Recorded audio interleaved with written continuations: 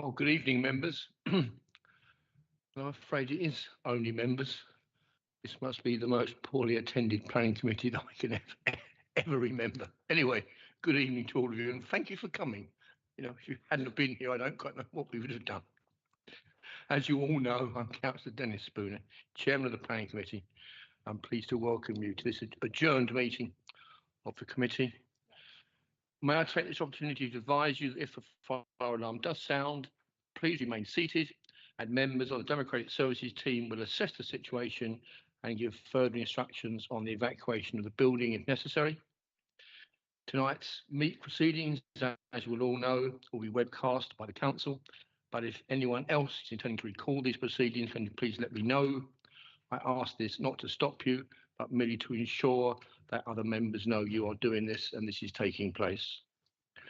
I'd also like to advise members they should address the meeting by way of their microphones and to remind them to turn their microphones off when they have finished speaking. We have received apologies from Councillors English, Reardon and D. Wilkinson. Are there any other apologies? None. Thank you. Are there any substitute members? I don't think there are. No, thank you. There are clearly no visiting members. Item number 4, withdrawn items. There are no items recommended for withdrawal from the agenda this evening.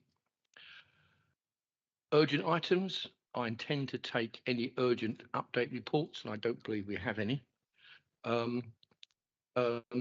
as they will contain further information related to matters to be considered at the meeting this evening. Item 6.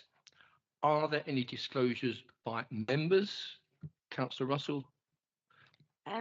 Yes, so item number 9 and item number 12 are both within my leisure portfolio in Cabinet. So I will try to speak on item number 9 and then withdraw to the other room. And I will be withdrawing and not taking part for item number 12. Thank you.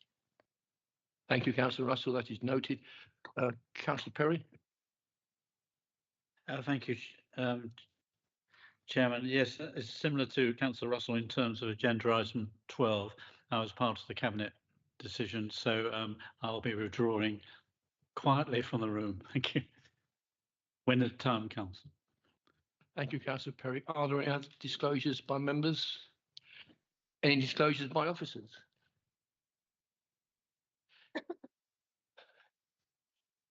Are there any disclosures of lobbying by members?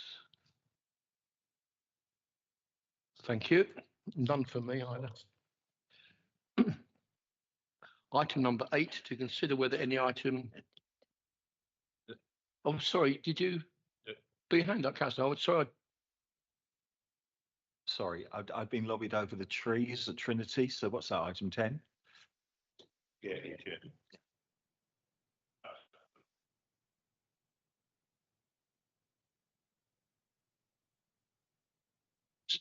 So you've been lobbying on item 10? Okay. Thank you, Councillor Harwood. Sorry I missed you first time round. We believe you. Yes, okay, thank you.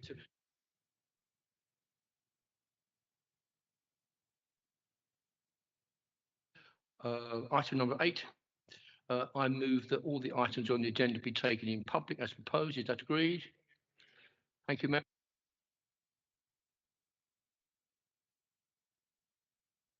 Item number 9 on the agenda, Moat Park Kiosk, and I'll ask Mr. Timms to give us his report.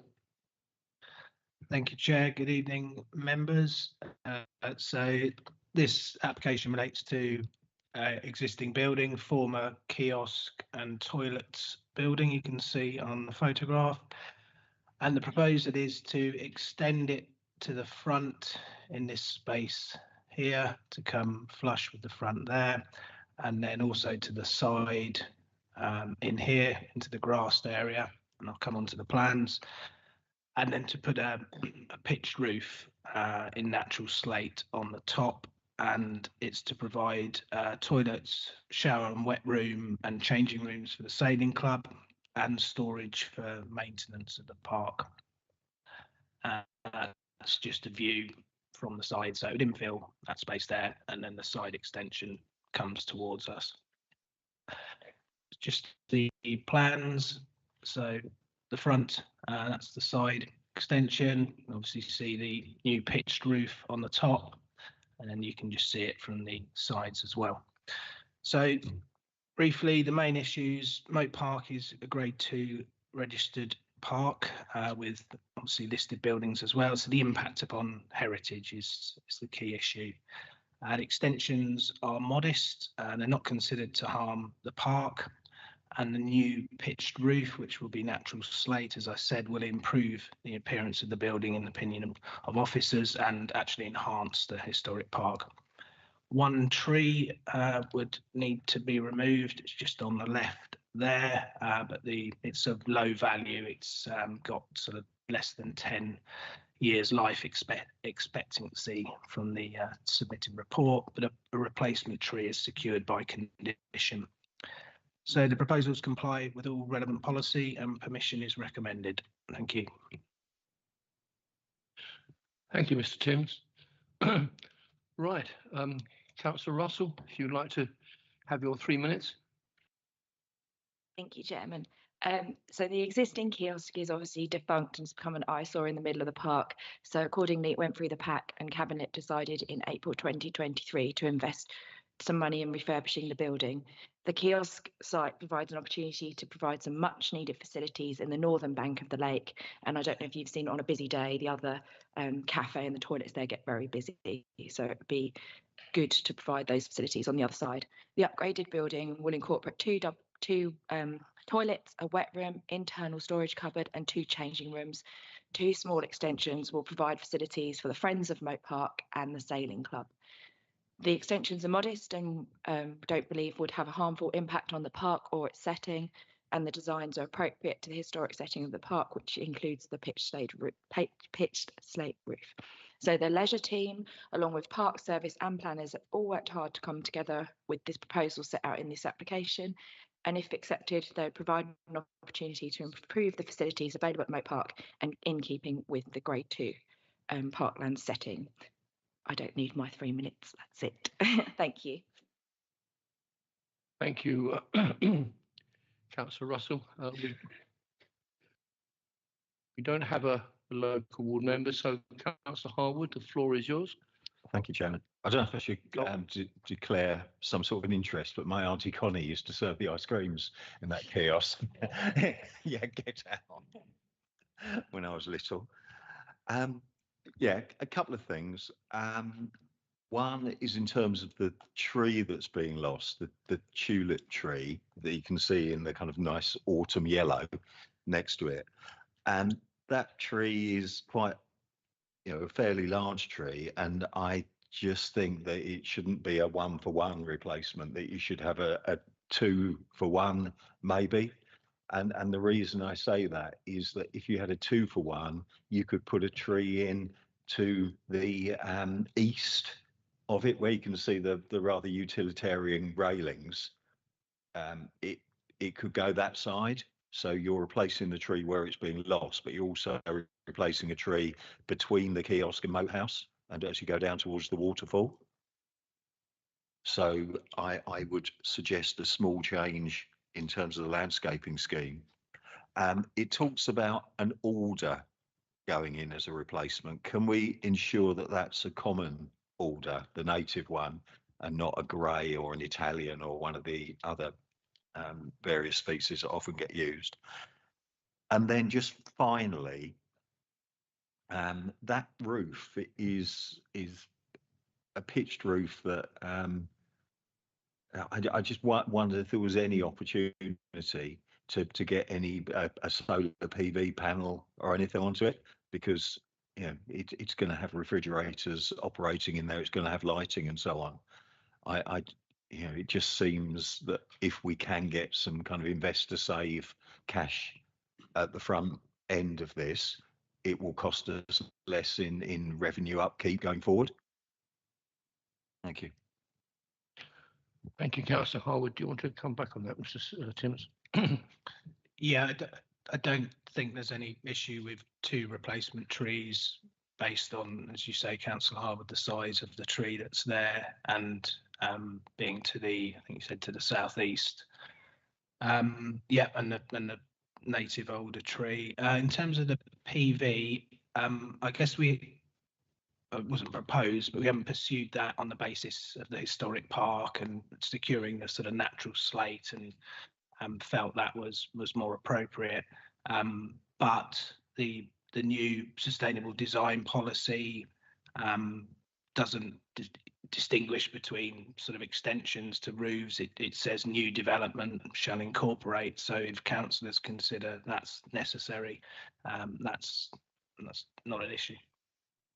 Yeah, I think seeing as worrying about a little bit of natural slate compared to the future of the planet, I think probably we ought to stick a solar panel on if we could, and in terms of long-term budget. Right, thank you, Mr. Timmins and Councillor Jeffrey. Yeah, I was going to make exactly the same point about the solar PV. It's a south-facing roof, from what I can tell. It's pitched. There's no trees in front of it. It's perfect, and I'd like that. Really like that to go in one of the conditions. Thank you. So with that, I'd move that we grant permission, but with a slight change to the landscape condition, to have 2 trees to ensure it's a common order, and another tree, perhaps a Dutch elm resistant elm, because that's what used to be at that end of the park, but they all came down in the 70s. And then an element of solar PV incorporated. And with those modifications, I'll move as per the papers. Happy with that, Councillor Jeffrey. Okay, if nobody else wants to speak, Councillor Timmins. Yeah, just a quick note is that what Councillor Harwood said about the Dutch elm resistant trees, we have lost quite a few elms in the park, so it'd be nice to replace a few of them with the resistant trees. Thank you, Councillor Timmins. If nobody else wishes to speak on this application, go straight to the vote and vote in favour as per. Yep.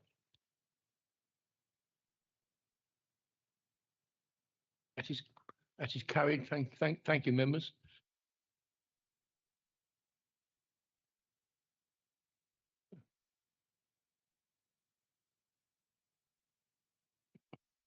Yeah.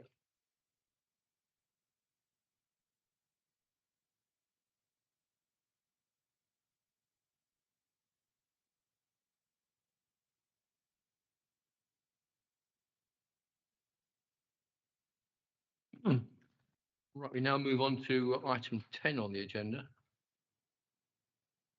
TPO at the Trinity Foyer, first floor, flat 1, Church Street, Maidstone. I call upon Mrs. Stevens to give us her report. Thank you. Thank you, Chair. So I'm here today instead of Paul Hegley, who you all have normally seen for these reports. So page 9 of the pack, Trinity Foyer. It's a council application affecting council land. And in summary, we reviewed this as good arboricultural management with no reason to refuse, subject to the conditions and informatives in the report. The application seeks consent for works to a holly and an ash, a cherry, and the removal of 2 further ash trees. This is the first holly, and the proposal for this tree is to put a bracing system in at the base of the tree to prevent a failure of this fork that you can see here where there is a compression defect. The next tree, and these works importantly don't need consent, but they've been included in the application. Similarly with this ash, the proposal is to cut the ivy and remove dead wood in the tree.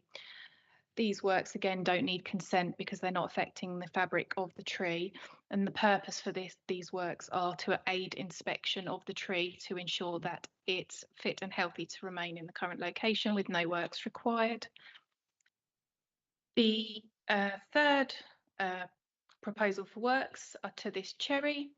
As you can see, it's been struck by vehicles in the area that the limb is overhanging the pathway into the highway, and the works are simply to clear the highway. This will not only benefit vehicles potentially passing by, but most importantly, protect the tree, as if it was struck, this could result in damage to a larger part of the limb. The last two trees are both ash trees, and Paul tells me that Councillor Harwood will recall the requirement to plant 4 limes in this area to replace previous decaying pollarded limes. These self-sown ash trees are now competing with those 4 limes, and the proposal is that both would be removed. Thank you very much. Our resident ward member isn't here this evening, so I'll go straight to you, Councillor Harwood. Thank you, Chairman. I've no problem at all with the interventions for the ornamental cherry and for the holly, because they seem to be good arboricultural practice. I really can't get my head around the proposal to rip the ivy out of the very small ash, because it's about the only biodiversity along that frontage of that site is the ivy. And yeah, and frankly, I survey thousands of trees every year. I don't rip the ivy out of them to do it. I on such a small tree with a relatively small amount of ivy, I don't strictly think it's necessary. And in relation to the 2 ashes, I had a look at them today. I can't see that they're damaging anything. I can't see that they're actually competing. And I almost think that self-sown is used as a dirty word. You know, it's just nature. It's just, you know, trees are growing where they're meant to, and ash are taking a real hammering. And the only place where European ash seems to be a little bit protected from ash dieback is in the urban area, because there's less opportunity for sporulation. So I think that maybe at some point in the future we might need to fiddle about with that ivy. At some point in the future we might need to take those ash out, but I don't think it's currently now. And I think we need all the trees and ivy we can keep. So I would like to move that we grant the appropriate permissions for everything except the removal of the 2 ashes and the ivy in the ash, which we keep under review, if that is appropriate. Thank you, Councillor Harwood. Mrs. Stevens, you wish to come back on that? Yeah, I concur that ivy is a very valuable habitat, and that it's good to have ivy on trees, and ivy in itself isn't necessarily a damaging factor. The issue with the ivy is that the works can take place regardless of the consent under this application. So it's works that have been included, but they didn't actually need to apply for permission for the works to remove the ivy because it's not affecting the fabric of the tree. But yeah, I do concur that ivy is a nice habitat to have, but the reason for its removal is for inspection of the tree. For the ashes, I defer to Paul's judgment in terms of arboricultural management of the lime trees that have been planted, and in his judgment, the lime trees, in order to mature and thrive, he felt that the ash are competing with the lime trees. In order to give the lime trees the best chance of survival, he felt that the lime trees should remain, and therefore the ash should be removed. I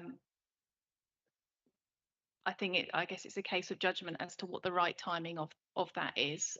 But Paul has got a long experience of arboricultural management, and I'd be happy to accept his judgment. You may differ. Anything further on that, Councillor Harwood?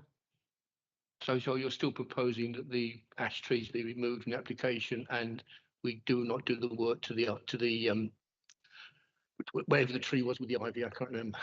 Yeah, I think, as I say, it's a balanced judgment, as all planning judgments are.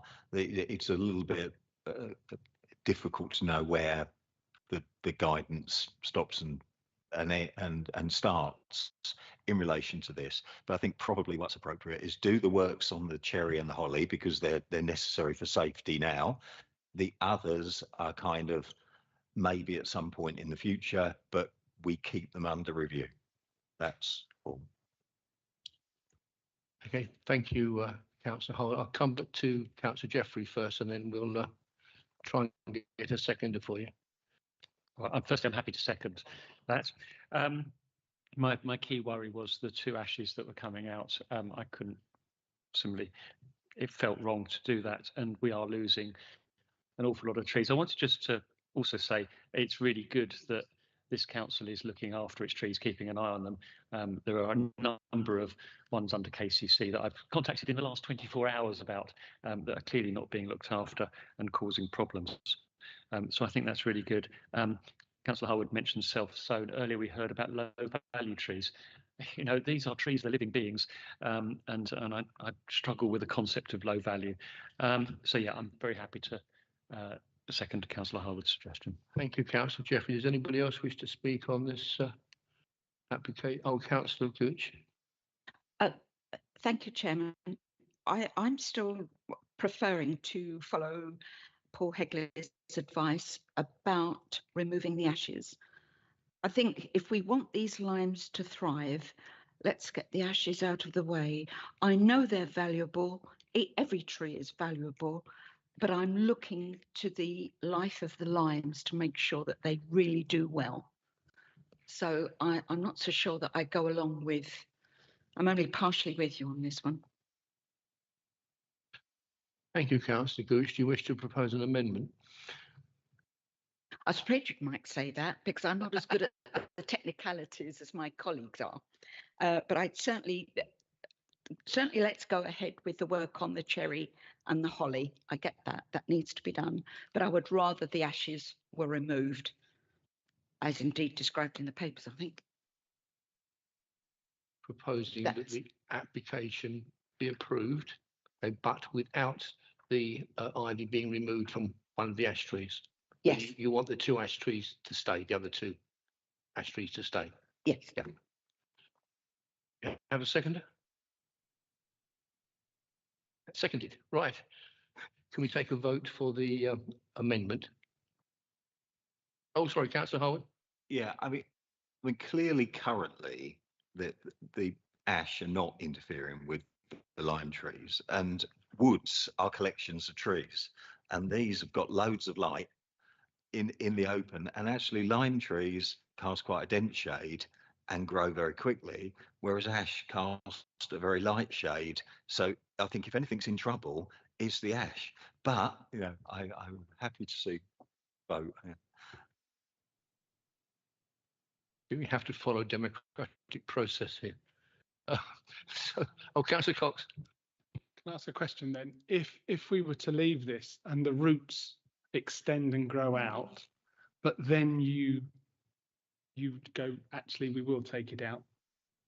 Is it not better to try and remove it if it is self-sown, and you may want to take it out later?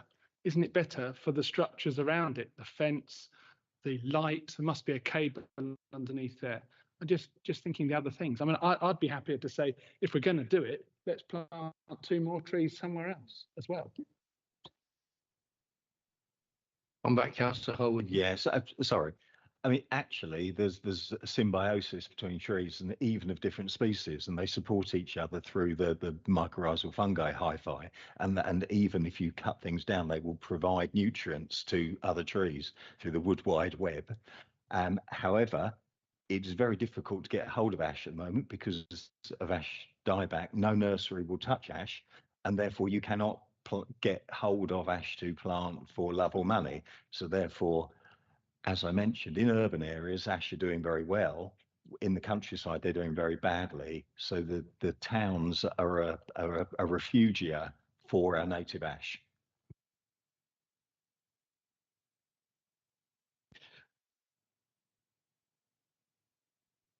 Right, so we do have an amendment, okay, which basically is to retain the 2 ash trees for the time being, until perhaps there was proven to be some damage done to the lime trees. Thank you, Chairman. If I may come back, do you know what? It's not worth the aggravation. I will go by what my colleague Tony Harwood is saying, but only so that we can keep an eye on it. His expertise is far greater than mine, and I do like to look at what the officer has recommended. But I think provided we could keep an eye on it, I mean, is there a time span on that, would you suggest? I'm not sure. Over the next season, over the next year, what would the officer suggest?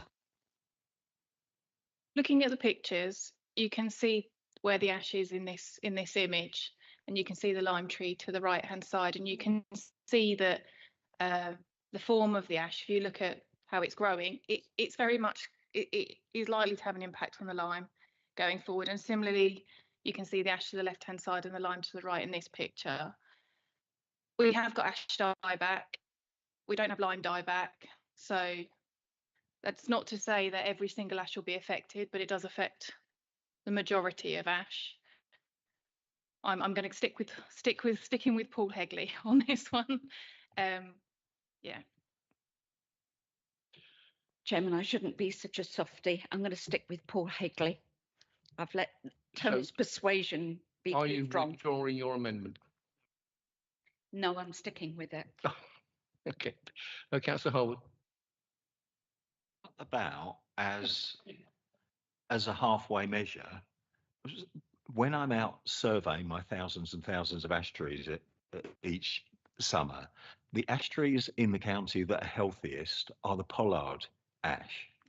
And I do wonder whether a way to overcome this is to pollard the two ash, therefore they will not compete, but they will enable the ash to continue for however long, and can simply be repollarded at that low level quite easily. And that may be a kind of a happy medium. So basically just whack the top off and then just let them re-sprout from there. That sounds like a compromise to me, but do you wish to come back on that? As I understand it, we can only assess the works that have been applied for. So I think we need to proceed with Councillor Gooch's amendment, seconded by Councillor Russell. Sorry, you want to speak? Okay. It's just I am struggling a little bit because we obviously employ people that are tree people that I would assume have got all the qualifications to assess trees, and then I know that other people know stuff as well, but then we get stuff here and then we go, oh no, I know better than all these people with all these qualifications to assess trees that we've employed. And so I'm not knowing much about trees, I don't want to get into a big argument about it, but obviously sometimes when you do cut the tops off things when you're laying hedges, they get stronger actually. And so but I'm only a farmer, so what do I know? But I'm happy to go with the amendment, which is as per the papers. Thank you very much. I think I share your views. It's very difficult if you haven't got that level of detailed technical arboricultural knowledge. Right, votes in favour of the amendment.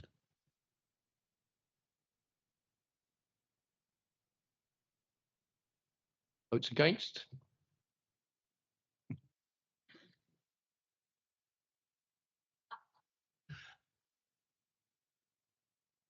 Thank you, members.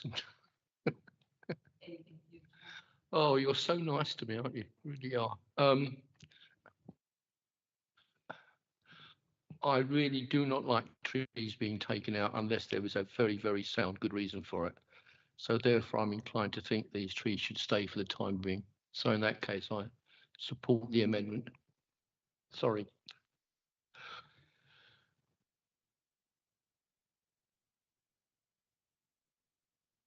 Right, thank you, members. Mr. Chairman, you said you support them and that they should remain. Oh, sorry. That would be that you're casting against the amendment, and therefore we then go back to the substantive. And now on the substantive, can we put an informative on that consideration be given to pollarding the two ash we could do that. Prolong their life? Yeah, we can do that. So we now go back to the substantive motion as per the order papers, and votes in favour.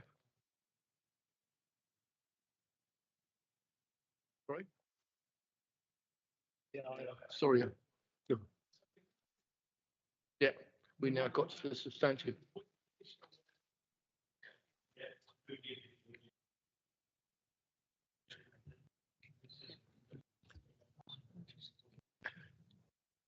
So now going back to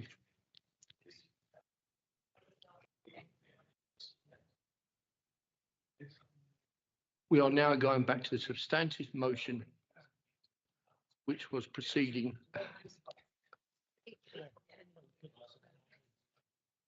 Yeah. So we now go back to the substantive motion, okay, which was to proceed as per the order papers with the suggestions made by Councillor Holwood. Yeah, because Okay. because it's a TPO application. Yeah. Yeah. Is everybody clear on that now? Right. Sorry, I think Anna's just checking, but as I understand it, there are individual tree preservation orders, so a split decision could be made whereby we commit one and we refuse the other with an informative for pollard and sorry to convolute it. And normally sort of informatives have no legal status, but because we're the applicant, I think in this case it does have more gravitas. So what you're saying, Councillor, Mr. Jarman, is that all the trees have separate TPOs on. As I understand it. So we can permit or refuse each one individually. I think so, yes. Right.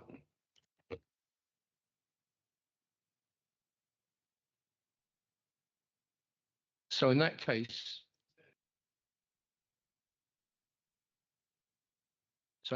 we can approve the work to the holly. We can sever the ivy and deadwood the cherry. We can reduce the lower limb over the footpath and deadwood it, but we will keep the 2 ash trees for the time being. With an informative. Yes, with an informative. Pollard. Yeah, yeah. Does that all make sense? Does that all make sense now? Right. Okay. That is a substantive motion, okay, which has been proposed and seconded. Votes in favour.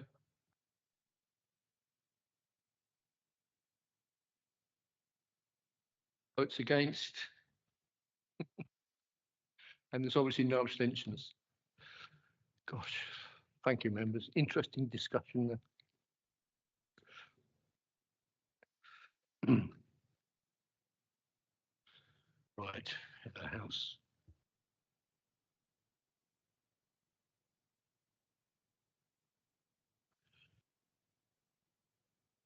Right, item 11 on the agenda, St Mary's Church, Old Ashford Road, Lenham. Rather unusual this, putting a TPO on a parish council owned tree, but there we are. Would you like to hear your report? Thank you. Okay, so this is an application at St Mary's Church, proposal for making a TPO on a thuja tree. This is the tree in question. It's the one on the right-hand side. The one on the left-hand side, you can't tell from this photo, but it's actually in the next door neighbour's garden. I'll show a map in a minute that differentiates where the boundary is. But the one on the left is already TPO'd, and this one on the right is arguably more prominent with better vitality. The pair between them make quite the statement from Old Ashford Road. The thuja tree that the proposal for the TPO is on is within an unmaintained area of the churchyard. And you can see on here the thuja that's proposed for TPO in the centre of the map. And then just to the north of that, you can see that that's the garden of Forge House. And that's where the sister tree is, if you like.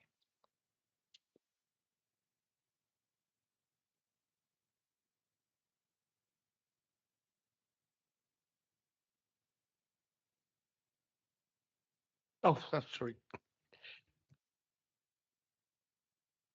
We have no local member. Does any member wish to speak on this item? Councillor Harwood? Move the recommendation to confirm the TPO. I think Councillor Jeffrey was first.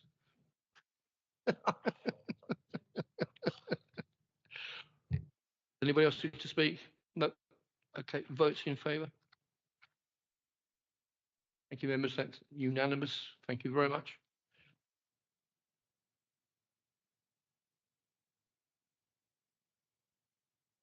Well, it's rather unusual for TPOs on parish council owned lands, but there we are. But I think it needs to be done. Well, item 12, which is Heather House, Bicknor Road. Is that Mr. Timbers? Oh, he's here. Okay, this is Mr. Scott, who is with us virtually. Thank you, Chair. I'm just going to share my screen, so hopefully you can all see that. Bear with me.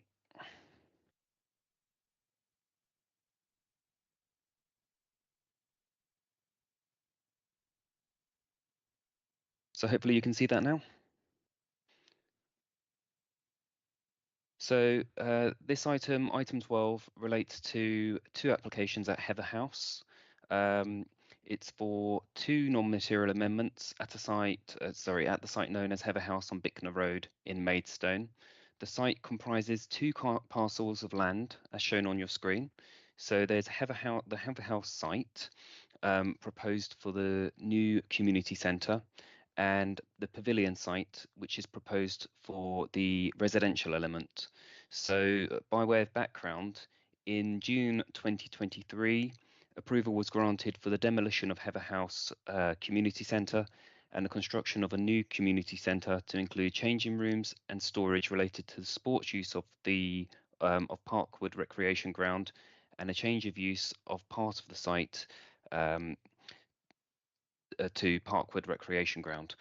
The demolition of the pavilion building and the erection of 11 dwellings on the site of the pavilion and partly on adjacent to Parkwood Recreation Ground, both with associated parking, vehicular and pedestrian access and landscaping.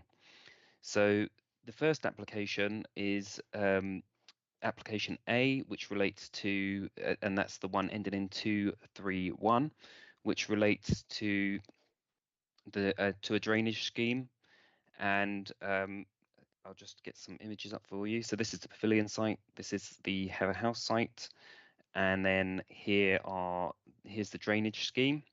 So it's a newly proposed scheme which is more cost effective, but also has the advantage of not needing to cross the root protection area of protected trees. There are no obvious above ground alterations.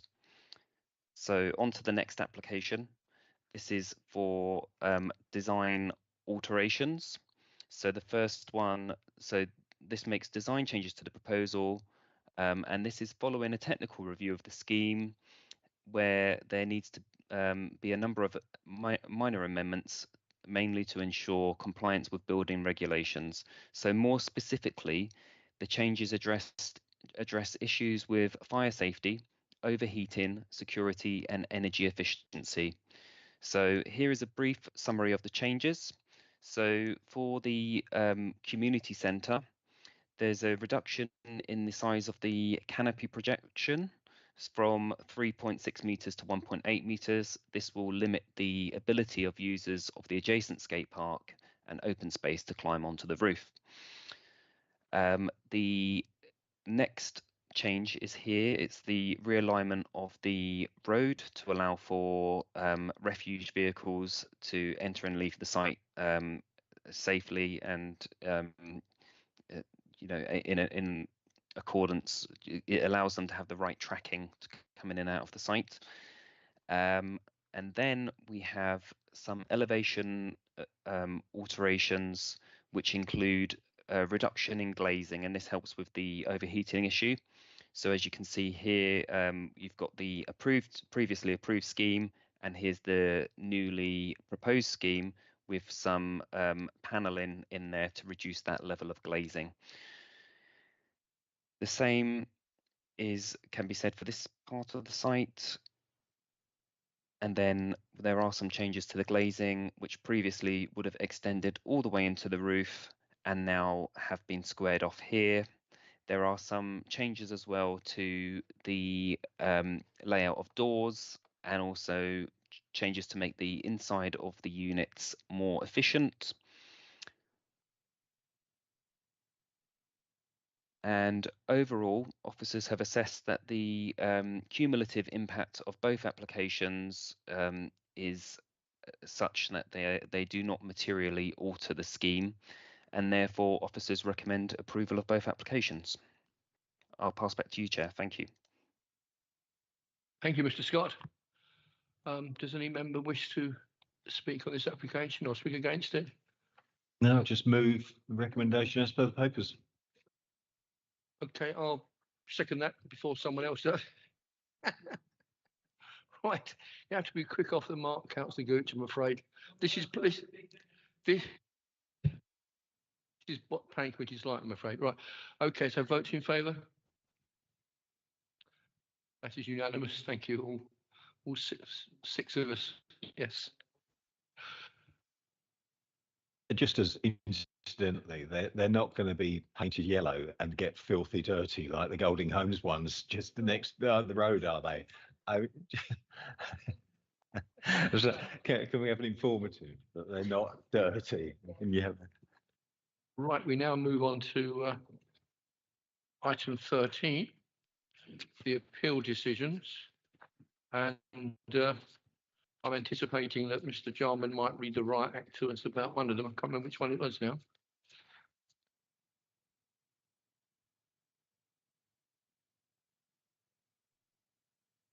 Oh, the Charles Street one.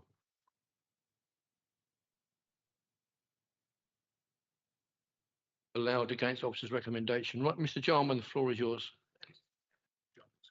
Okay.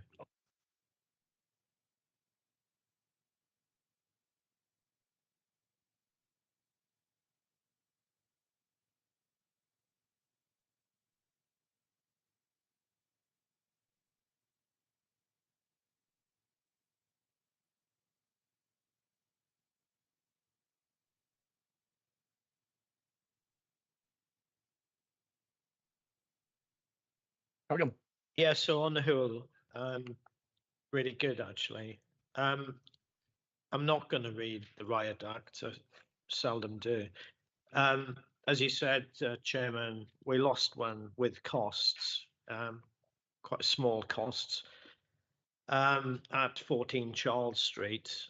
But you'll see that the 10th appeal, change of use from 6-person HMO to 11-person HMO. We won that appeal and costs were refused by the inspector. So 1-1 in football parlance. I don't know. I very much doubt it. That would be strange even for the planning inspectorate, I think. So linking in with what we'll be discussing next, it was disappointing to lose another appeal in what we categorise, including you guys in this, as the open countryside at 3 Warm Lake Cottages. That is the second appeal on page 34. You know, that's again an appeal where the inspector says there's some buildings there already, so it's okay to have another house. It's as straightforward as that. Thank you, Mr. Chair. I mean, there does. It was the other house that he said, well, there's already something there. Oh, there's a group of buildings and houses already there. I don't know the exact distance between this one and the other ones, but he's said in so many words it's a settlement. And there does seem to be considerable inconsistency by the inspectorate in interpreting SP 17 and protection of the countryside, and they don't always take the local plan policies into account. They just look at the physical impact of the development without looking at the policies. And it was very good. We had a very good appeal decision on locate, the one by Junction 8, where once again, you know, physical impact was important, but the main thing was conflict with the adopted local plan, and that was absolutely vital. But there we are. Right, okay, I'll hand over to you for right. So if anybody wants else to comment on any of the appeals, Councillor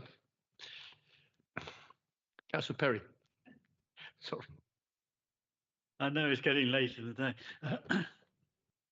No, I thank you, Rob, for raising all this, because it's something that's I've struggled with really quite a bit. The whole interpretation of SP 17 seems to be up in the air just a little bit. When I read one of these appeal decisions, it seemed to be that all our policies were clearly stated, then they were ignored, partly because the proposed development in the open countryside was close to another development. You know, and it seemed that the inspector seemed to completely ignored our policies, and it made me think, why the earth do we have them in a local plan if an inspector then doesn't take them into consideration? So you recall the 4 houses that are now being built in my ward, and I think we refused it here at this committee, quite rightly, I think, and yet now it's being developed because the inspector said it was all okay, and it was clearly in the open countryside, you know. And I just don't understand it. It seems to be an inconsistency here that really concerns me. I'm not sure what we do about it. I really don't know, but it does worry me, because we have these policies. And I remember when Councillor Mumford was sitting here, he's always saying it's our policies that count, and he's absolutely right. But you know, they don't seem to count sometimes, and that's really what worries me about it. Thank you. I've gone on a bit. I didn't mean to go. Thank you, Councillor Perry. Let's any further you want to say about the appeals, we'll go on to the next item, which is the countryside policies. Item, all right, I've got my glasses on. Item 14. Yeah. Floor is yours. Yep. Recording stopped, yes. Sorry? Has the recording stopped? No, because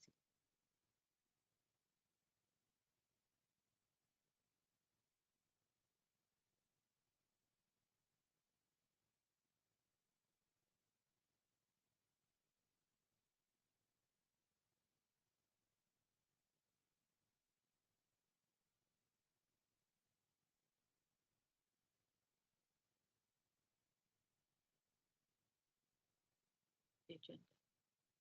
So it has to be in public. Right. All right. Yeah.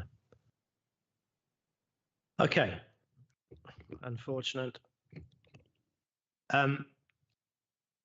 Okay, so this is about, as Councillor Perry was just mentioning, about development in what I call the open countryside.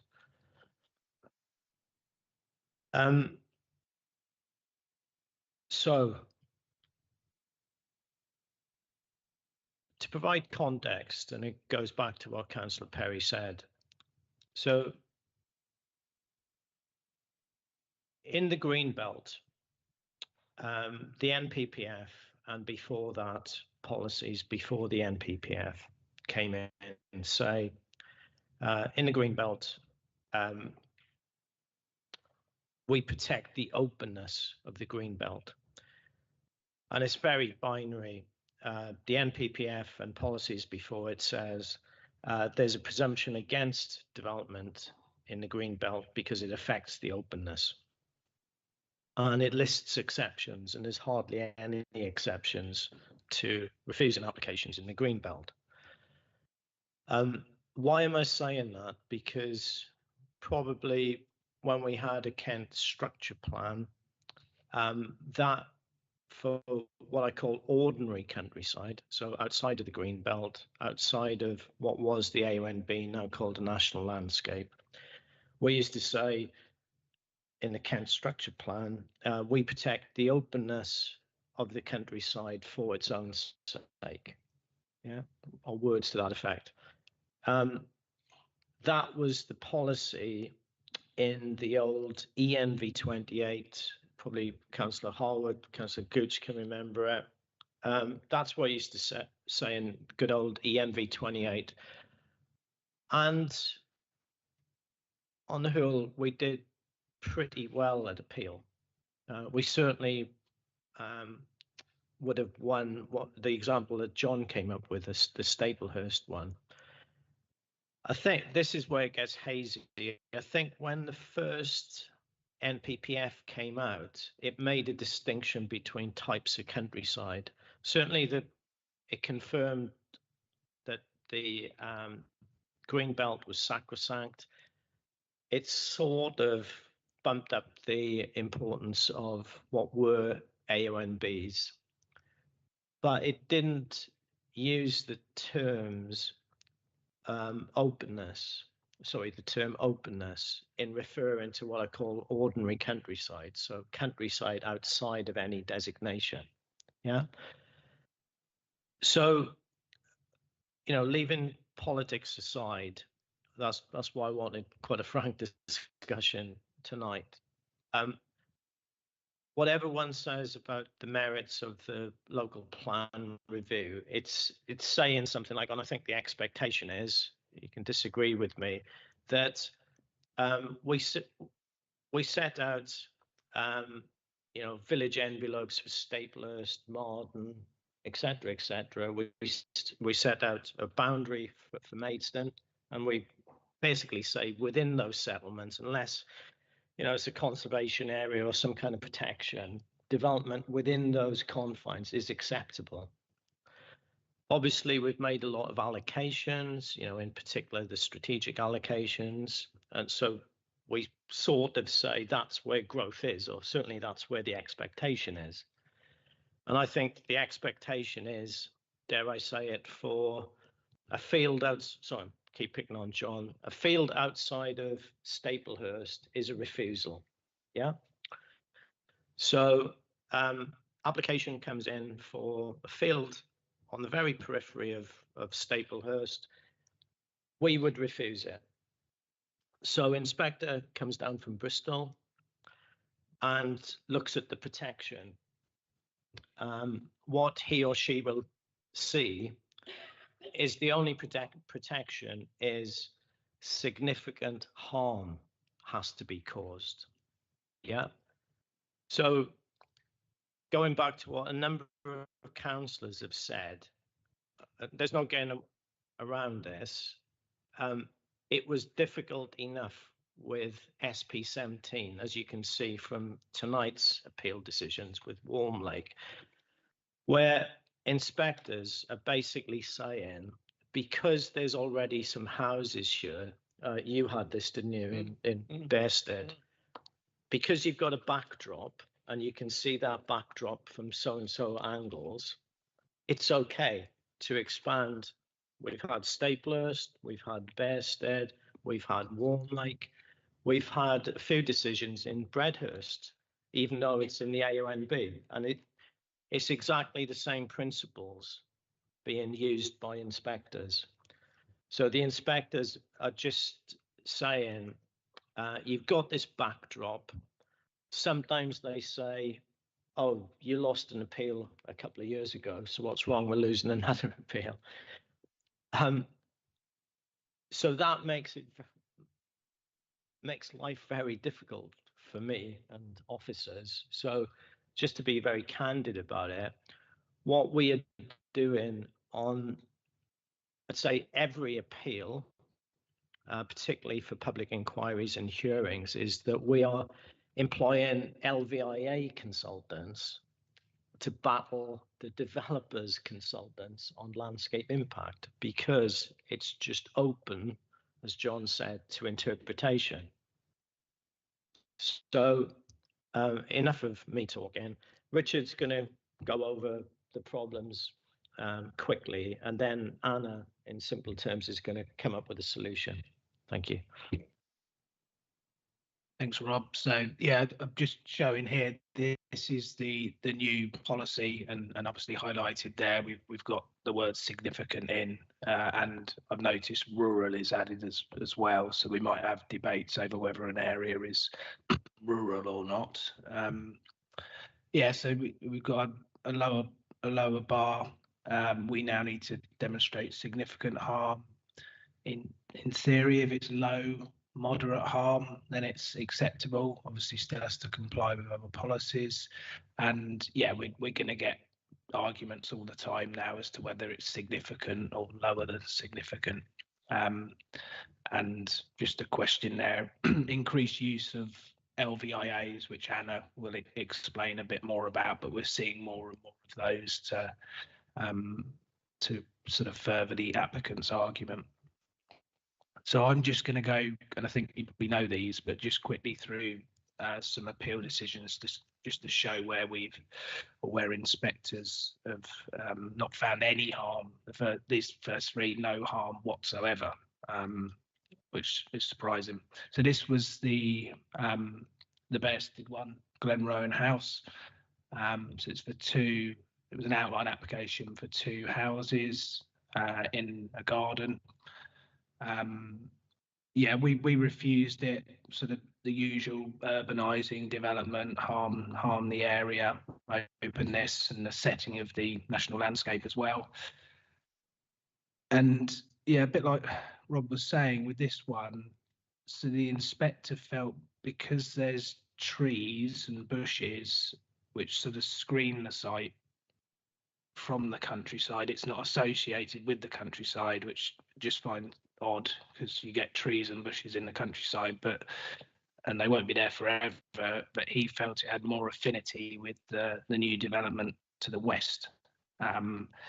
So yeah, this was a very strange one because he was at pains to say it was contrary to the local plan, but seemed to at pains to approve it as well. So yeah, very strange, that one. This one in Stockbury, so we're in the national landscape.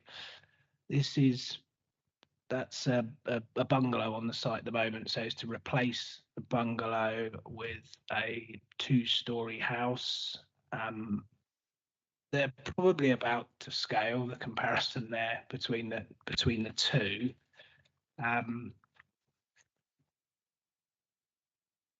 Yeah, so and we refuse this one, obviously saying that the height, the bulk, the mass, etc., would be more harmful, more dominating, and the policy here, I think, is about no more visually intrusive along those lines. But yeah, this was just like Rob was saying, because I'll go back to that, because there's some buildings in the vicinity.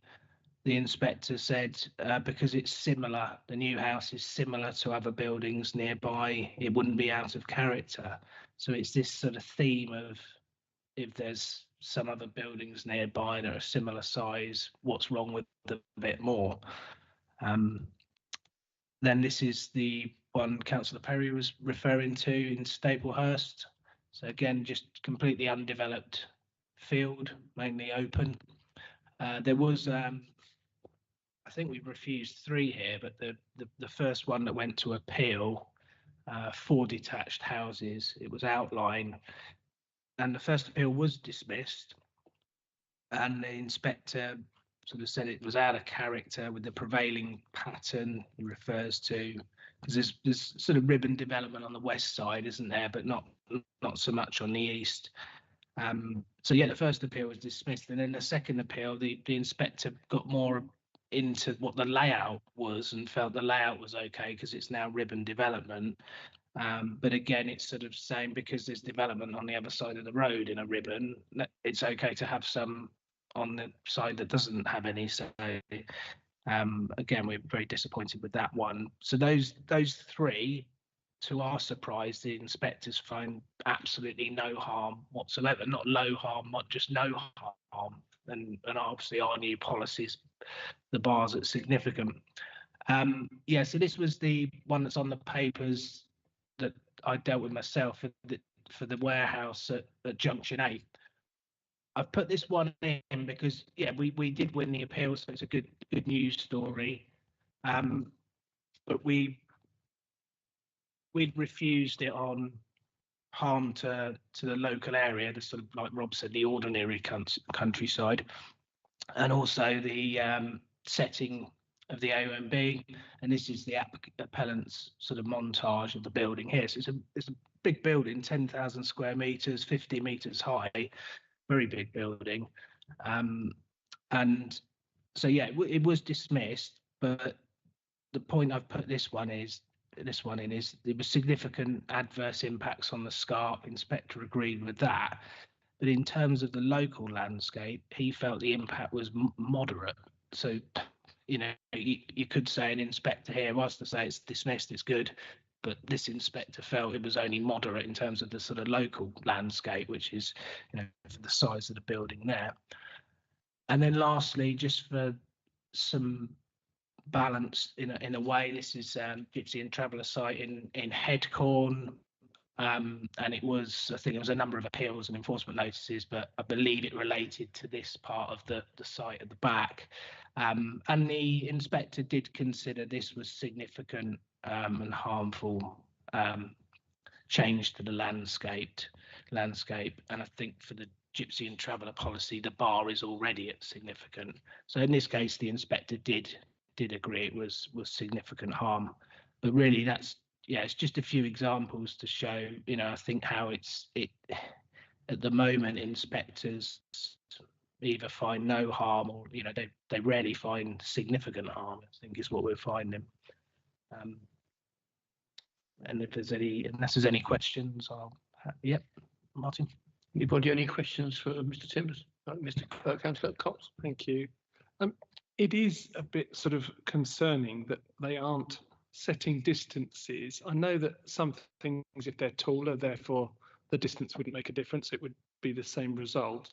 But it's a bit like talking about sustainability. We had this for ages about whether somewhere is sustainable and what's sustainable, and let's have a measure of sustainability. But now you're saying that, well, because there's a development just over there, then it's now acceptable. But if you then put something between where you are and that development, you could do the same again. It's not going to stop. It's just going to keep going. So therefore, we're back to, is something sustainable? Where we look at something across a road and you say, well, that's in the countryside, this isn't, we've got the boundary. It's that road, and you can understand that.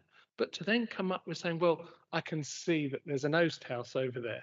Well, an oast house is virtually like a 3-4 story building. But if you were to put a 2-story building a little bit closer, is that still acceptable?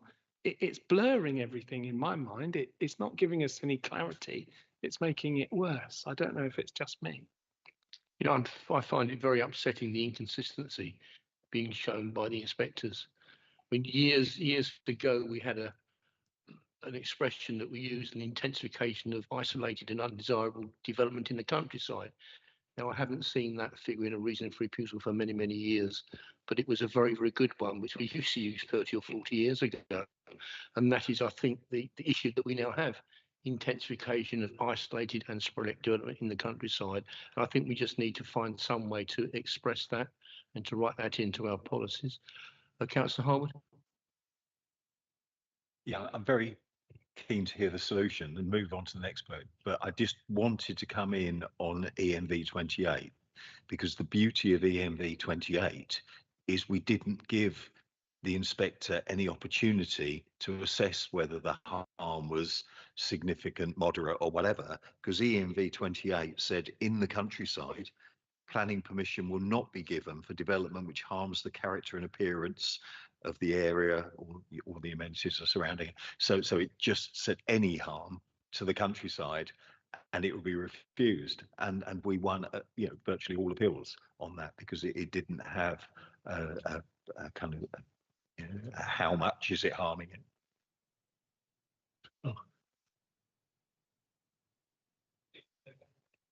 I think the goalposts started moving when the first NPPF came out, as in it it didn't value what I call ordinary countryside, so countryside outside any special designation.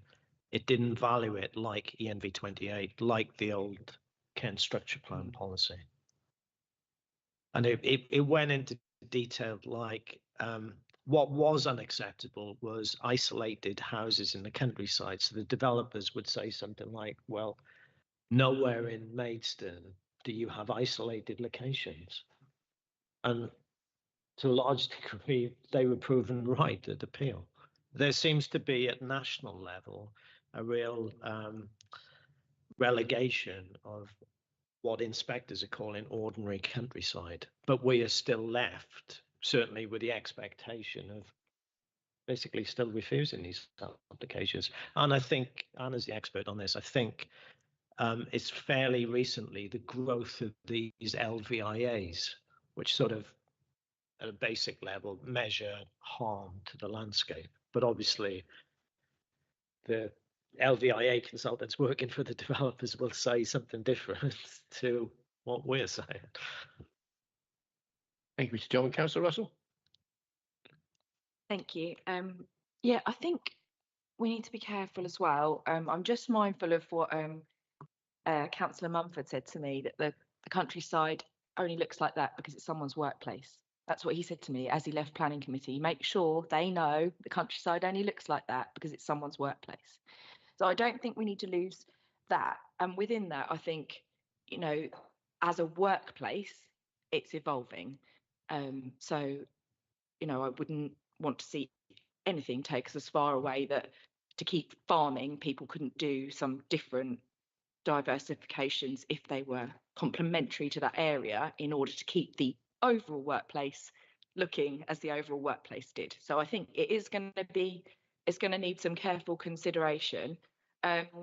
The other thing is that the inspectors just seem really inconsistent. So I just wondered, is there anything that we can do about that? Like, can we compile even the things that you said? And is there, I don't know, do they have like an ombudsman or anything like that that we can go back and say, look, actually for Maidstone over this period of time, well, we've had this policy, you've been quite inconsistent in applying it, because it does seem that one point they were significant, one point they said moderate, one point they said no harm, no harm, no harm. And yet in that time, the policy didn't change. So it's the decisions that have changed in that time, irrelevant of what's changing now. And yet the decisions didn't seem to follow any particular theme with that. So I don't know, is there any that? So that was one of my questions. Can we ask anybody? And then the other thing is,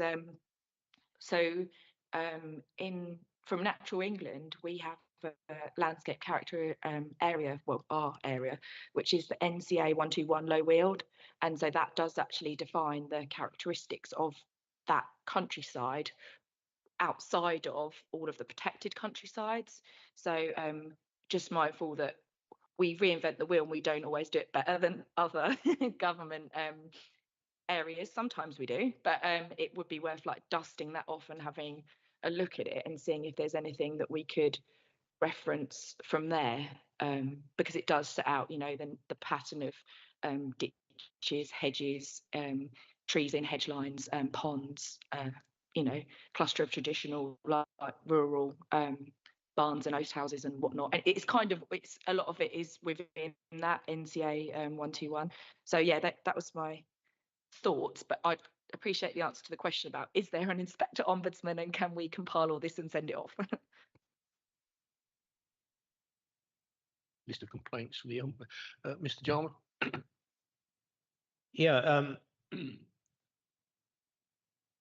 in terms of agriculture, we're not trying to preserve the countryside in aspect. And since I can remember, the Kent Structure Plan and ENV 28 set out exceptions for agriculture, forestry, quarrying, some other uses as well. So that's always been a bona fide exception. We did judicially review the decision by the inspector on Glen Rowan House and basically lost quite heavily. We do I do from time to time, write to the complaint section, and again, I'm being candid.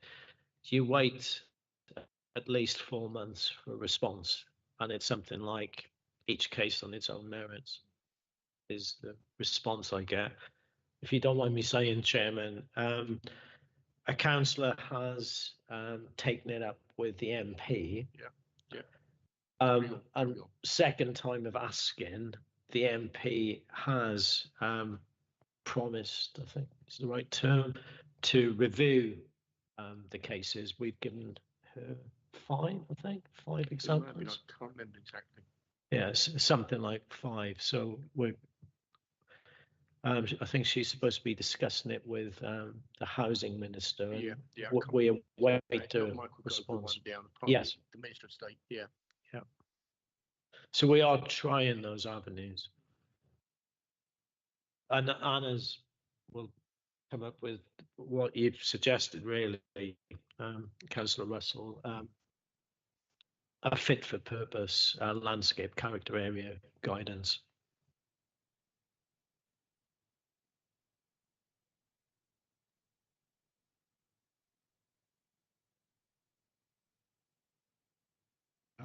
So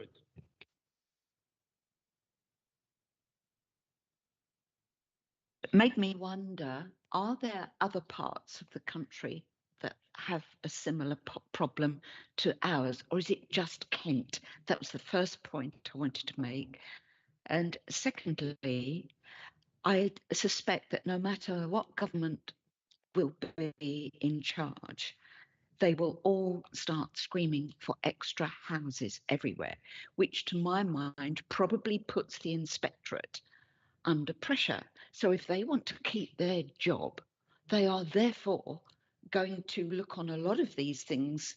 Well, we don't want them. The inspectors flipping well do, because they've got a job to keep. But 2 points then. Yeah, on the first point, I was quite angry, very angry about the appeal decision that John mentioned in Staplehurst. So we got Council's opinion, and it was through a conference, and it's Council we've used quite a lot. Somebody with an awful lot of appeal experience.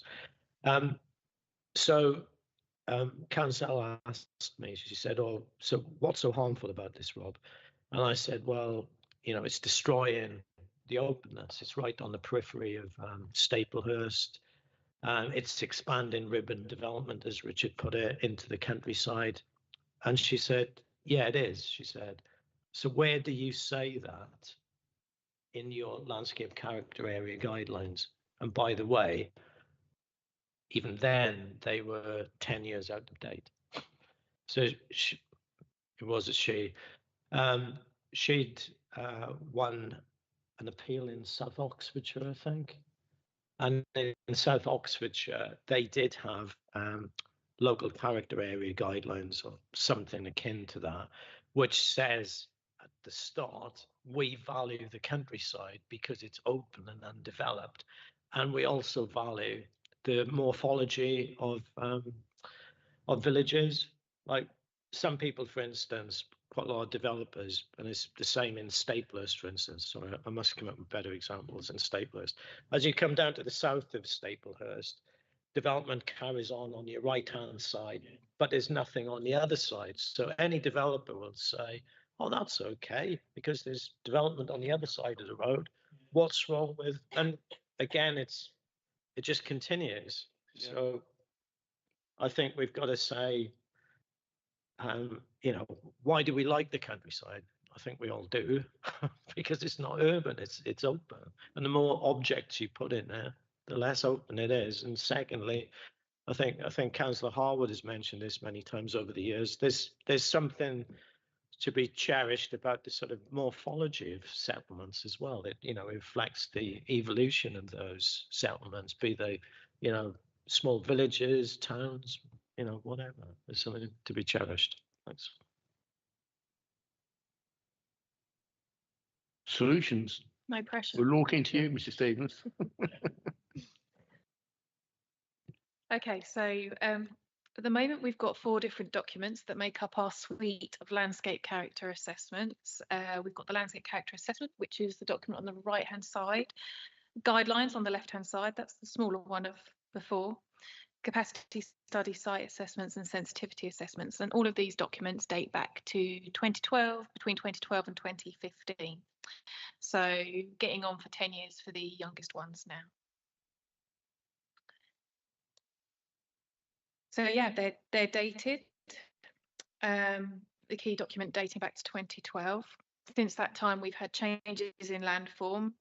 For example, north of the M20, former farmland is now employment land. Within the landscape character assessment for Maidstone, we recognise character, but we don't recognise whether that character is positive or negative. We don't emphasise the value of openness and morphology. And this has resulted in ad hoc infill and boundary development taking place, as we've discussed, some of which may be inappropriate, but that's not made clear in the landscape character assessment. It might be representative sometimes, but it's not necessarily appropriate. So this is now likely to be compounded by the changes to the local plan policy wording at SP17, as Richard's outlined, with the previous test of harm now being significant harm. I think we've covered that. So with new developments, we'll often require a landscape and visual impact assessment, or LVIA. These are produced in accordance with the guidelines for landscape visual impact assessment 3, the GLVIA, produced by the Landscape Institute. An LVIA identifies and describes the effects of a development on landscape and visual impacts. So landscape will be the resources within the landscape, things like infrastructure, product of the land, use of the land for rest and relaxation, pylons, other types of infrastructure, fencing, etc. And the visual assessment is very much views from specific areas as experienced by people. So that could be on footpaths, from roadside, any kind of key views. An LVIA will propose mitigation measures, for example, screening. But it could go a lot further in many instances than just screening, but often doesn't. And should reference policy and other documents that are relevant. So this might include the national character areas that Councillor Russell was referring to earlier, but generally primarily focuses on the local level landscape character assessment, and also often compares that with the county landscape character assessment, which was last reviewed in 2004, and the boundaries are inconsistent between the two. So as Richard covered, this results in some developments where the landscape character assessment is acknowledged, but this doesn't necessarily result in proper acknowledgement of the detracting features and positive features within a landscape. So for the warehouse example, the 50+ metre high warehouse, 10,000 square metres with ancillary offices, HGV and car parking, which look quite pretty in that picture, really. The inspector stated at appeal that the county assessment adds very little to the landscape character assessment, and he asserts that the local landscape character assessment is most relevant. However, it must be recognised that it's aged and that changes in the landscape have taken place. And also, I mean, interestingly, they don't tend to acknowledge the national character areas, which are the sort of different end of the hierarchy. So they recognise important things about a landscape, but the scale of that is much broader. So we need to have something that recognises the value of that local area where development's taking place. This is another recent example: 7 houses refused on the grounds of effect of proposed development on the character and appearance of the area. The LVIA cited visual impact and landscape effects, obviously provided by the developer, and our landscape character assessment was used as a baseline. However, our landscape character assessment doesn't recognise the positive and negative aspects of the key character elements. The inspector concluded that the proposal level of harm would be low and certainly not significant. Another recent example, this is for a solar farm covering nearly 75 hectares of land which was previously arable crops, part of the Low Weald NCA, Low Weald Fruit Belt at the county level, and Laddingford and Low Weald and Tees Valley MBC LCA. And the inspector concluded that the landscape was not out of the ordinary, could not be said to be a valued landscape as such. And the valued landscape bit comes out of the MPPF. And in order to assert that a landscape is valued, we have to say that somewhere in our documentation, as Rob was referring to earlier. So you can read the sort of second section there, but despite council representation by a suitably qualified consultant for this one, the openness of the landscape and identification of moderate to significantly adverse visual impacts experienced by both residents and walkers along footpaths, the inspector went on to allow the appeal and conclude that there was a negligible impact at a minor adverse level, which was not significant. So the benefits of an updated landscape character assessment would be that it's more relevant and up to date, be more accurate, reflecting changes in policy and landform, would address the inconsistent boundaries between county and local LCAs that we have at the moment, and better identify and evaluate distinctive characteristics, sensitivities and value, acknowledge detracting and beneficial features, and the guidance within GLVIA at the moment sets out a series of factors which provides much more detail on recognition of aspects of the landscape, quality, scenic quality, rarity of the landscape features, representativeness of a wider landscape area, recreation value, perceptual aspects, associations, and I've seen cultural aspects included as well, historic aspects. It would recommend appropriate actions for retention, removal or enhancement of recognised features. So in some cases we've had inspectors say, oh, well, you know, it's a locally, there's some areas of industrial development locally, therefore this new proposal is in keeping with that area. However, the wider character area may be rural or have some positive aspects, and it may be that the industrial aspect was not actually a positive aspect of the area to start with, but we haven't said that anywhere. And if we have recognised the industrial aspect, sometimes that might count against us to say, well, you've noted that it's there, so this is representative. The updated LCA could discourage obtrusive development that impacts on the strategic value of the wider landscape and provide limitations to the value of screening, which sometimes can camouflage negative impacts, but only to a degree, and sometimes it just breaks the line of development, which doesn't fully mitigate the development being there at all. We've looked into options for revising our existing landscape character assessment and engaged with several different consultants. Estimates that have come back at the moment for a desktop review, resulting in recommendations for further work, are option 1. Option 2 would be a desktop review with a limited review of boundaries and some consultation. Option 3 would be a complete reassessment, a full review of all conservation areas, character areas and boundaries with full consultation. And then option 4 is to stick with what we've got.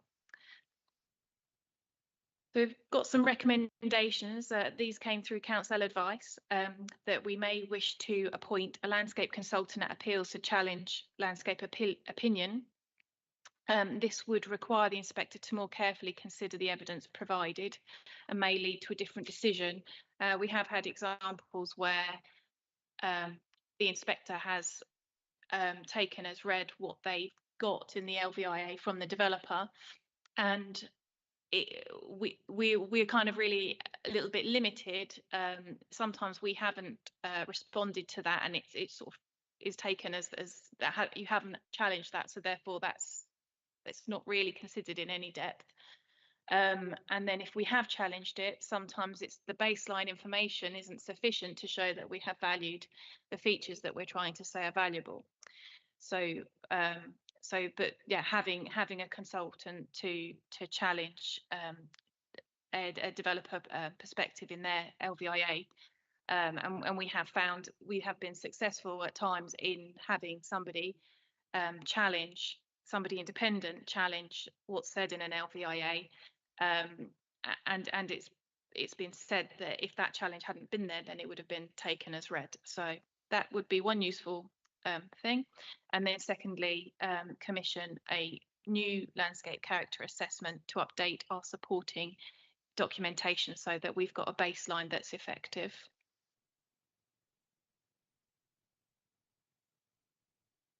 Right, thank you, Mrs. Stevens. So unless Mr. John wants to say any more, what you're asking for is for a recommendation from this committee to go to the lead member for planning, infrastructure and economic development to undertake this work. But let me hear from other Councillor Holden and Councillor Jeffrey.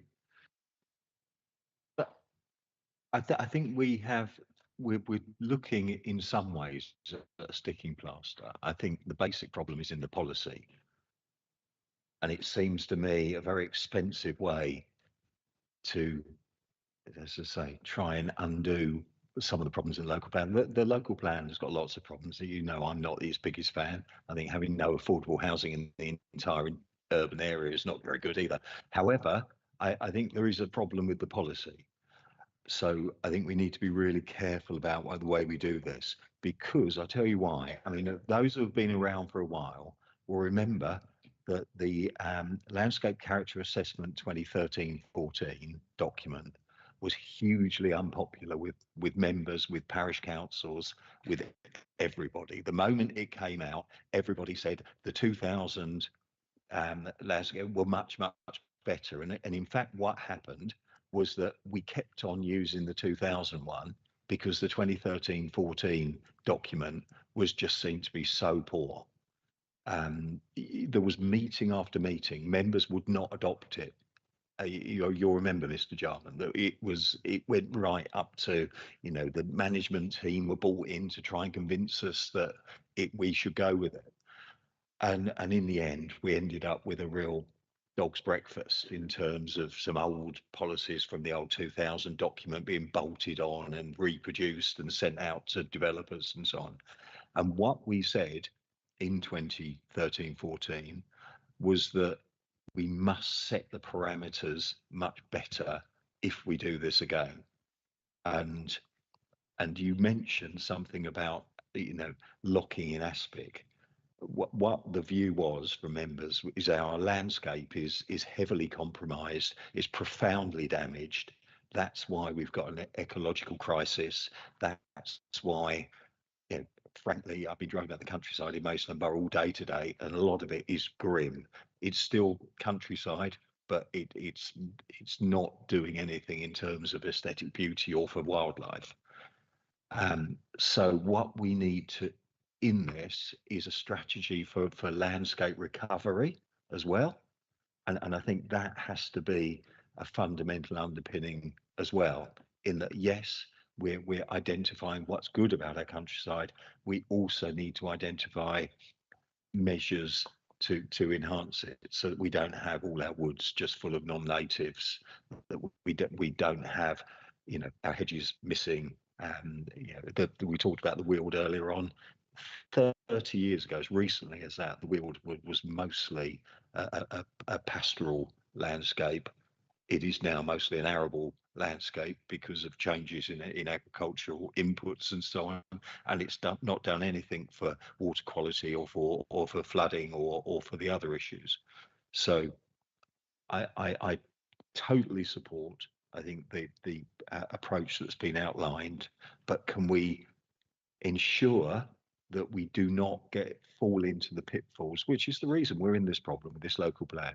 We've got to make sure that we are properly engaged with parishes, we properly engage with members, so that this is not a document that comes from a consultant who wouldn't know Maidstone Borough if it fell on their head, and that so we get local knowledge absolutely injected into this, and that it be an aspirational document for actually making our landscape something we can be proud of. Thank you, Councillor. We also need to agree or have some information about the actual procedures and the logistics of actually doing all of this. Yeah, thank you. Tonight is purely a discussion, just to get your opinions on things. So stage 2, having garnered your opinions tonight, would be to set out what you just mentioned, Chairman.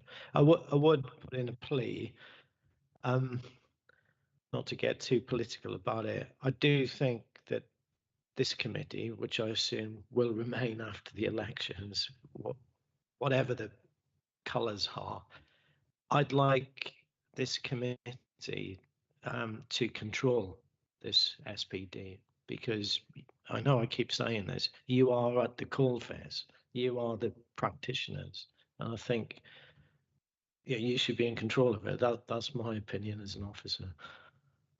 Thank you for that, Mr. Jarman. Much appreciated. Councillor Jeffrey, I think you had your hand up. Coal miner Jeffrey, surely.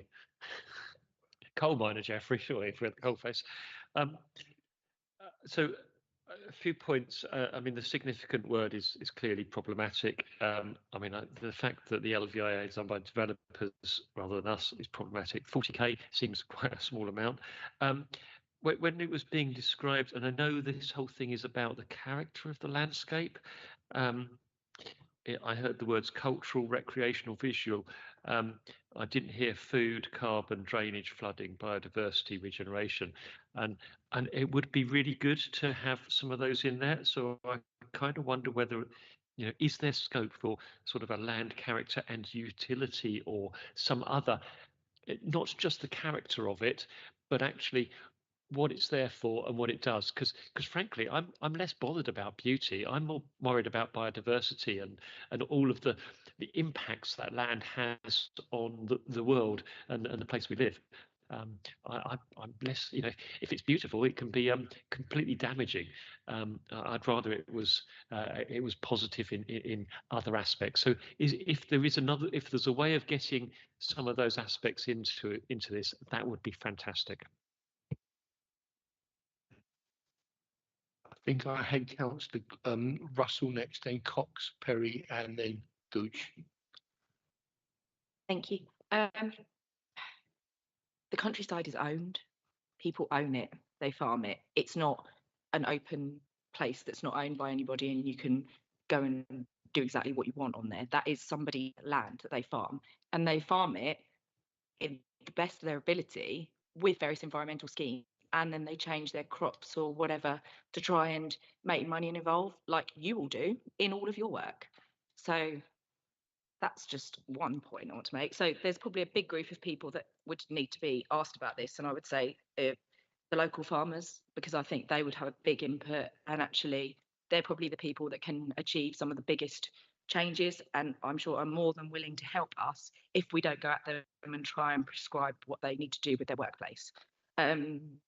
Yeah, the other thing I'd probably just say is that I think we do need to do something, irrelevant of, it seems like this has been an issue for a while. So if the last ones were done over 10 years ago, it seems that like for the last 10 years, we've had inconsistent decisions as a result of different, and while the policies were still the same, they were still inconsistent decisions. So I don't think we can rest and do nothing with it. We need to try and do these. And I do think the point that Rob Jarman said about keeping it with the planning committee that obviously got the closest eyes on the decisions that are going through each month seems very logical. Yeah, and then just obviously a wide public consultation when we do it. Was just checking, what route were you thinking of for this? Is this SPD territory then? Is this discussion item? But yeah, that's what I would advocate. Yeah. So we need to go through statutory procedures, a consultation, what have you. But quite agree with you. The countryside is a living, working environment. We can't just preserve it in aspect, saying it's going to stay like that forever. It will change. It will evolve. Councillor Cox, and then Councillor Perry, Councillor Gooch. Thank you very much. To my mind, we need to put a marker down. Councillor Harwood said, "Oh, that's an awful lot of money to spend," but we've got to spend this money so that we can say to an inspector, well, we believe it will change if that's going to happen, and we can show you this document that sets out our point in time that we've said enough is enough.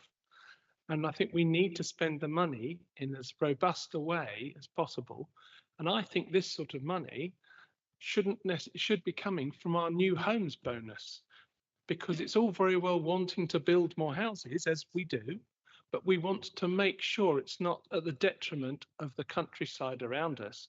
So I do think we need, it is a lot of money, £40,000 is still a lot of money, but we need to make sure it's well spent, but not be cheap and say, well, we'll go down a bit and try and save some money. We need to set it correct now so that we can improve with SPDs moving forward.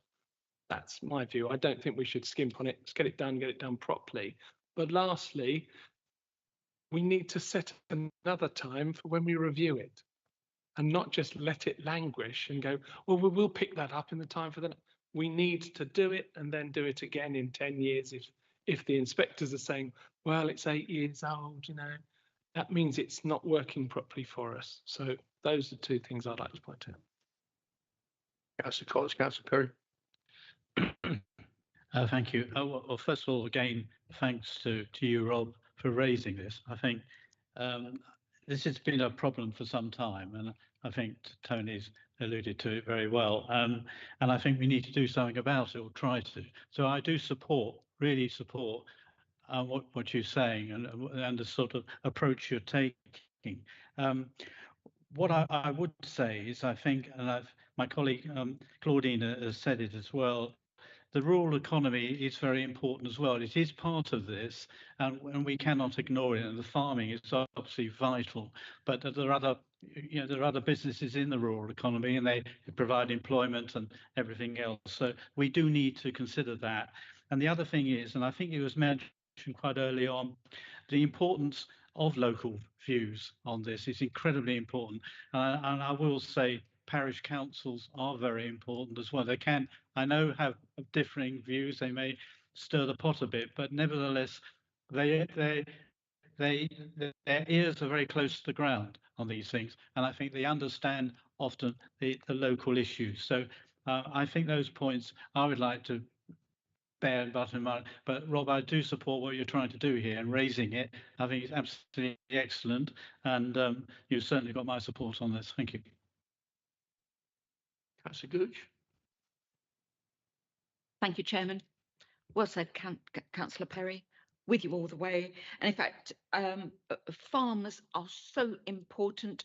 They are becoming more, and I mean any kind of farmers, whether it's fruit, food, veggies, animals, whatever it is the farming community, and we've got to take it far more seriously because of the world situation. It may sound, here we are in Maidstone Town Hall, but the Russians have invaded. We've got the war in Gaza. The Suez Canal could just not be passable. There is so much going on in this world, and we need to think very seriously about being more productive for our own communities to try to reduce importation. I never thought I would hear myself say that, but it is all about carbon, isn't it? But the climate crisis is with us. So we've got that. The other thing is, I'm surprised that we've got away with this for so long. I can remember, in fact, I think Councillor Harwood was the only person who actually went through that 2012 document. It was about that thick, sort of. And I know he went through it, talking about you while you're there, because his was the only copy that was dog-eared. And I was one of the ones in there. I didn't dog-ear mine. I only sort of opened it at certain pages. I'm not convinced. Members looked at it properly. We need experts to guide us and advise us. I thought the recommendations are absolutely spot on. We've got to do it. Whether it's a sticking plaster, I don't care. let's have something, because it's vitally important, and it does frighten me a bit that it's not there. So it needs to be timed. I don't want us to start it and then think, that's all right, we'll finish it next year, which is your point, Councillor Cox. It needs to have a proper time scale, and when it's going to be reviewed, how much it will cost. We will need to set money aside for it. We're going to be under huge financial pressure in the future. And what now concerns me is that we've got to try and find the money to do this. And I think 40 grand ain't going to be enough. We need to aim higher. We need to make sure we've got the staff to be able to do it. But to try and justify that against all the other things we've got going at the borough is going to be an almighty challenge. But we've really got to look at it seriously, and I'm really pleased that we've brought it forward. Thank you very much indeed. 110% behind it. Thank you, Chairman. Thank you, Councillor Gooch. I'm very grateful to Rob and his team for bringing this forward to us this evening. Do you wish to actually put a formal recommendation to us, which we can all vote on, so you do have some sort of legal mandate to, or democratic mandate to proceed? Trying to play by the rules for once. Sorry. I'm trying to play by the rules for once, and I believe that I can't do that. This is just for you to note, really. This is, you've heard we're all, 110% behind what you want to do, basically. I thank you for it. As I said, my understanding is that it can only be a discussion item tonight, but.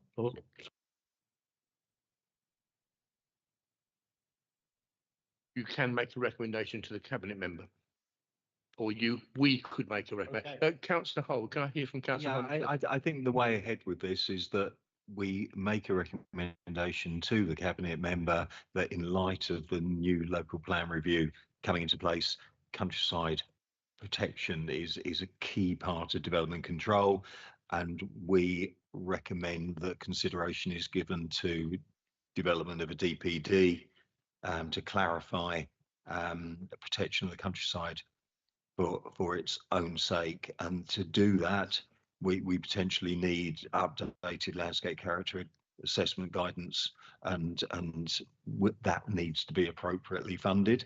And I think the second part of that was Councillor Cox's point around the fact that if we do, this is part of development control, and therefore if we do have cash through any of the routes where it's essentially developer funded, that that it should be on the list of things that we're paying for. And then I think the other point is not rocket science, but the planning committee that has to use the document literally all of the time should have a key role in scrutinising that document, not just at completion, but right at the outset when the parameters are set for the brief and during its development.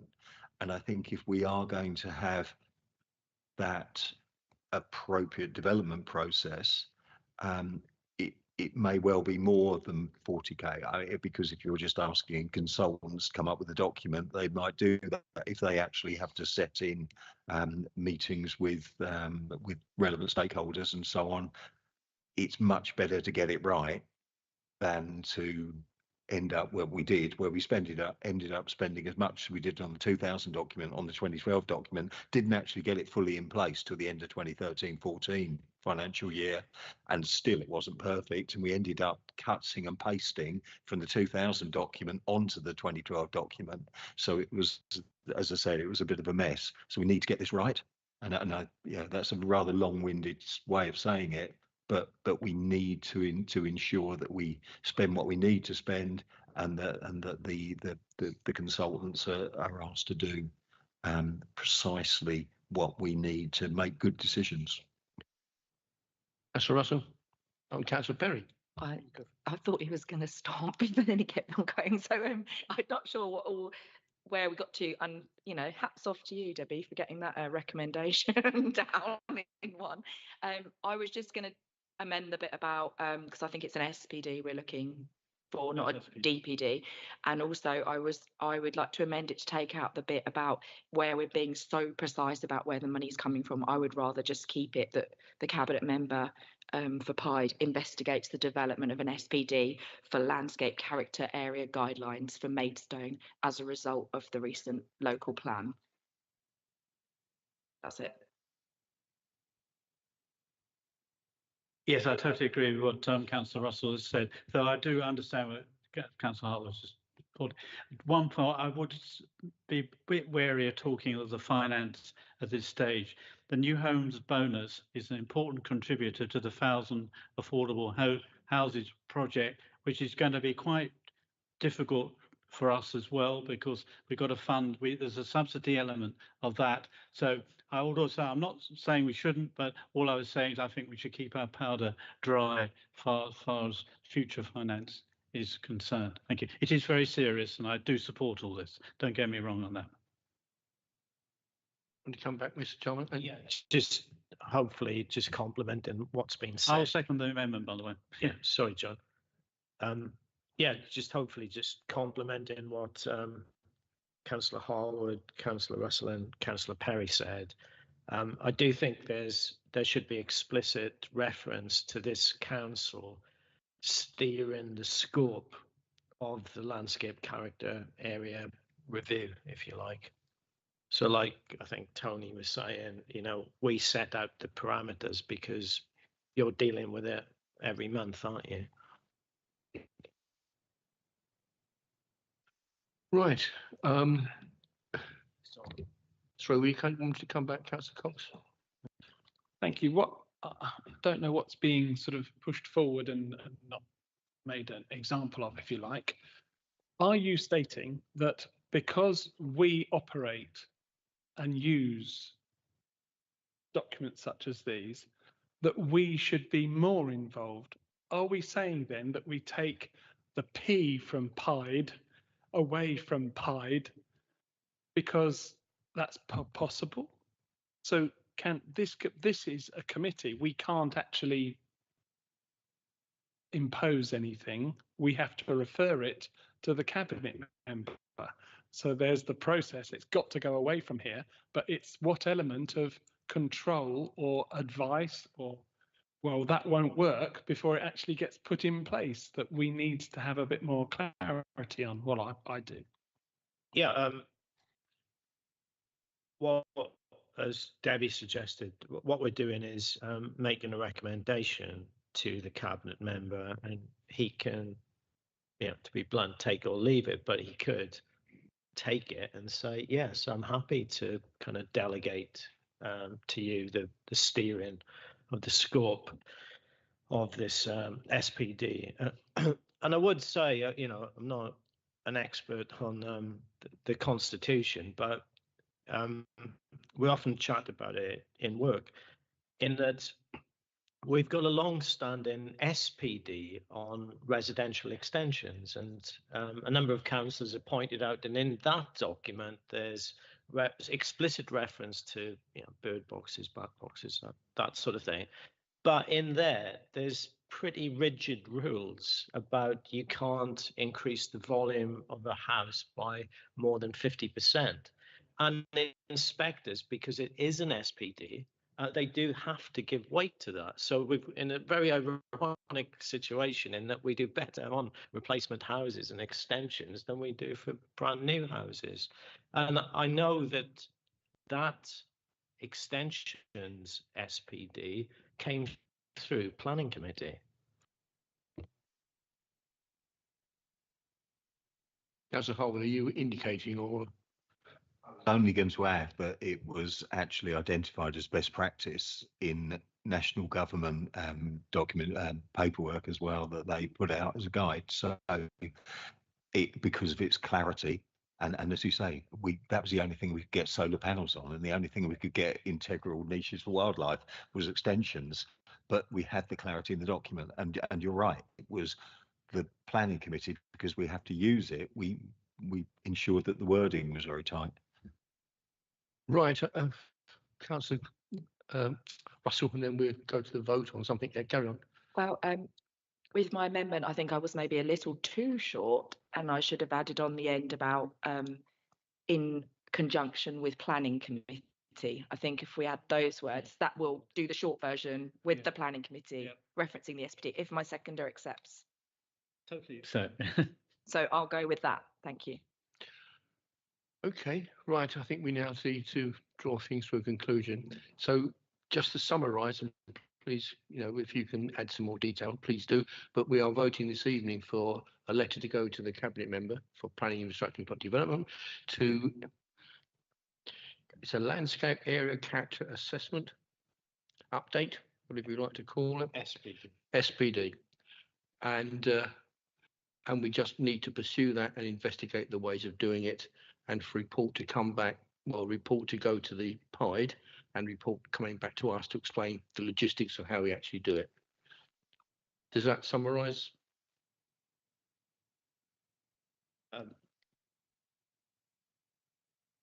Oh yeah, absolutely, yes. Between the PIDE pack and the planning committee, who need to work together. Yeah. So is everybody clear? Votes in favour? Sorry. Sorry, there's just one other thing that Anna mentioned in her presentation, which is appointing a landscape consultant to appeal. Is that part of the recommendation? No. Okay. But thank you for raising that, Debbie. Right, okay, votes in favour.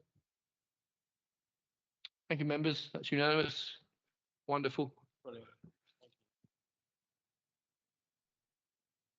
I think that is it. I've therefore closed the meeting. Thank you very much for your patience and understanding.